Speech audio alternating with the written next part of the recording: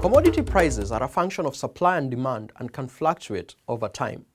These fluctuations are outside the control of the organization and can have a significant impact on revenue, production costs, and profitability. Financial derivatives such as options can be used to manage commodity price risk. Commodity options provide the right to buy or sell the underlying commodity for a fixed price at or before a fixed future date. Let's consider an example that looks at the commodity options and collars for sellers. An Australian wheat producer plans to sell 500 tons of wheat in 6 months' time.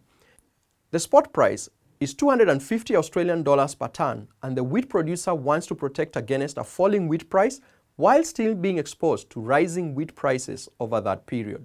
As can be noted from the table, the value of the wheat fluctuates depending on the spot price of wheat.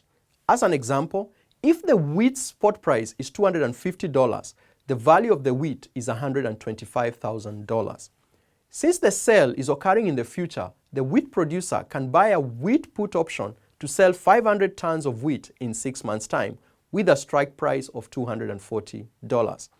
The option premium of say $20 would be payable upfront to the option seller.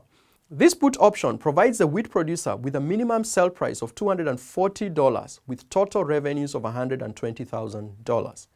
If the wheat price falls below this level, the wheat producer exercises the option and sells at the strike price of $240. However, if the wheat price is higher than the strike price, the option will simply lapse and the wheat producer will sell the wheat on the spot market. To reduce the cost of the hedging strategy, the wheat producer can create a collar. In addition to buying the put option, it would also sell a call option with a strike price of say $260. The wheat producer would receive a $20 premium for doing so, offsetting the put option premium and creating a zero-cost collar. If the wheat spot price stays between the put strike and the call strike, then both options expire worthless and the wheat producer simply sells the wheat on the spot market. However, if the wheat spot price rises above the call strike of $260, then the counterparty will exercise the option and the wheat producer will be required to sell the wheat at the call strike. We can therefore see that while the collar arrangement reduces the cost of the hedging strategy, it also limits the upside of the wheat sales price.